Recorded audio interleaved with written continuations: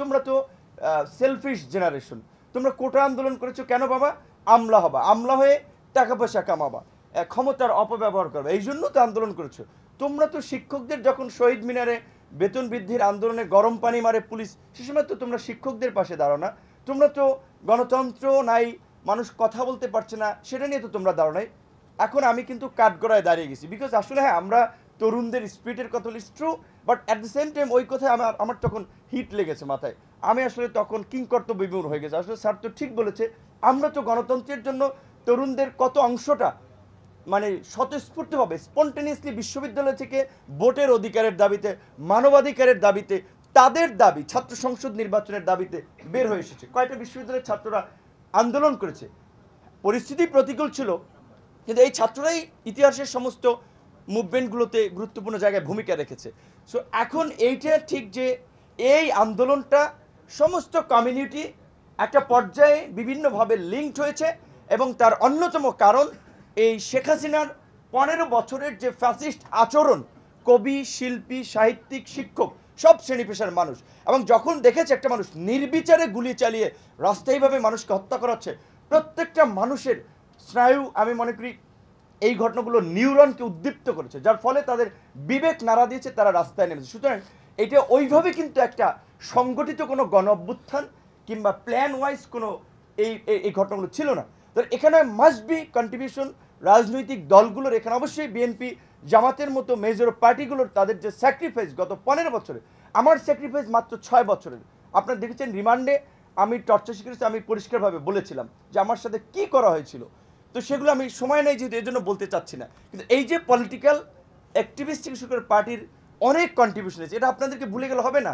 6 শতাধিক মানুষকে গুম করা হয়েছে, 3,500 মানুষকে বিচার বহির্ভূত হত্যাকাণ্ডের শিকার হতে হয়েছে। একজন সাবেক প্রধানমন্ত্রী, একজন ভদ্র মহিলা, তাকে মৃত্যুর দ্বারে ঠেলে দিয়েছে, চিকিৎসা নেওয়ার অধিকারটুকু দেয়নি। তাদেরও একটা সম্মিলিত সংগ্রামের ফল কিন্তু আজকের এই ইন্টারিম গভর্নমেন্ট এবং এই ফ্যাসিবাদের পতন। তো আমি যেটা বলতে চাচ্ছিলাম, এখন এটি ঠিক যে আমি একটা মানে মিসম্যানেজমেন্ট বলেন, একটা সন্দেহ, সংশয়, অবিশ্বাস আমি ওপেনলি বলেছি সরকারের সাথে রাজনৈতিক দলগুলোর তৈরি হয়েছে এবং হচ্ছে। বিকজ এই সরকারের ভ্যানগার্ড কারা হবে? Must be political party, because political পার্টির একটা সুসংগঠিত কাঠামো আছে, নেতাকর্মী আছে, সরকারকে সাপোর্ট দেওয়ার জন্য তারা। আনসাররা যখন সচিবালয় ঘেরাও করলো, তখন কিন্তু আমাদেরকে যে সেখান থেকে আনসারদেরকে উঠাইতে হয়েছে। সত্যিকার অর্থে আমি সেটার জন্য দায়িত্বপ্রাপ্ত না, আমার ডিউটিও না আনসারদেরকে সেখানে হটানো। বিকজ ওই বদিউল আলম মজুমদার যেটা বলেছে, এই সরকারকে কোনোভাবেই ব্যর্থ হতে দেওয়া যাবে না, যার ফলে কিন্তু আমি ওই তাগিদ থেকে আনসারদেরকে, বিকজ এটা একটা ষড়যন্ত্র ছিল, আমরা গিয়েছিলাম। তো আমরা বারবার বলছি, আপনারা গণতন্ত্রের সংকট, আপনার ধরেন আমরা আলোচনা করছি একাডেমিক লেভেলে যাচ্ছি, বাস্তবের ফাংশনটা কি সেটা কিন্তু আপনারা দেখতে পাচ্ছেন না। এখনও সচিবদের মধ্যে মিটিং হচ্ছে, এখনও পুলিশ অফিসারদের মধ্যে মিটিং হচ্ছে, এখনও জুনিয়র কর্মচারীদেরকে উস্কানি দেওয়া হচ্ছে। সরকার এখন পর্যন্ত এই জায়গাগুলোতে নিয়ন্ত্রণ নিতে পারছে না।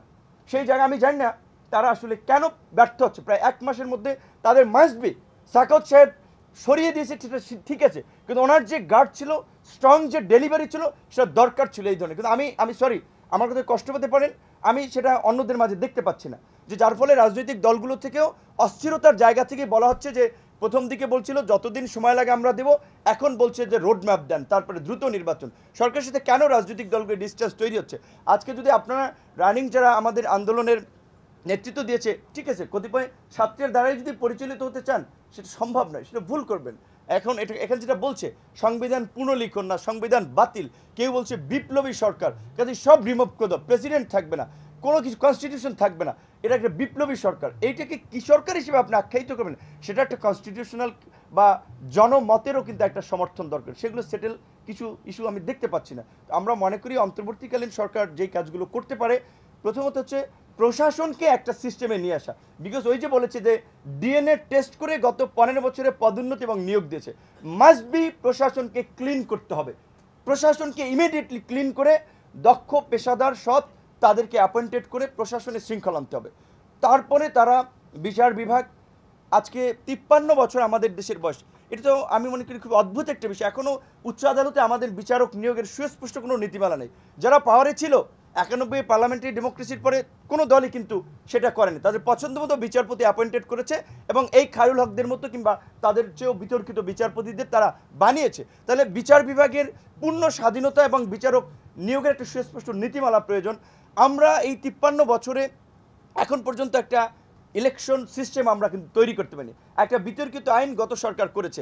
তাহলে ইমিডিয়েটলি রাজনৈতিক দলের ঐক্যমতের ভিত্তিতে একটা ইলেকশন কমিশন আইন করে নতুন ইলেকশন কমিশন করা দরকার। দুর্নীতি দমন কমিশন, এই যে কালো টাকা, দুর্নীতি, লুটপাট, আমাদের কাছে এগুলো এখন 100 কোটি টাকা, 50 কোটি টাকার দুর্নীতি, এগুলো পাত্তাই মনে হয়, এগুলো সিম্পল ম্যাটার। হাজার হাজার কোটি টাকার আমরা গল্প শুনতেছি। সিপিডি যেটা বললো যে 92,000 কোটি টাকা ব্যাংক থেকে লোপাট করে নিয়ে গেছে। তাহলে এই কালো টাকা উদ্ধারে এবং দুর্নীতিবাজদের গ্রেপ্তারে অভিযান পরিচালনা করা দরকার। সেই ধরনের একটা সক্ষম দুর্নীতি দমন কমিশন দরকার। এই যে গুরুত্বপূর্ণ পয়েন্টগুলোতে এখন পর্যন্ত সরকারের কোনো অ্যাকশন আমরা দেখিনি। এবার আমি যদি পরবর্তী গভর্নমেন্ট কি করবে সেই জায়গা থেকে ইমিডিয়েটলি অবশ্যই একটা অনির্বাচিত সরকার যদি বেশি দিন থাকে, বাংলাদেশের যে বর্তমানে ভালনারেবল ইকোনমি, আপনার বুঝতে হবে এই ইকোনমিটা কিন্তু বেশিরভাগ মাফিয়া শিল্পগোষ্ঠীর হাতে জিম্মি, কর্মসংস্থান তাদের হাতে জিম্মি।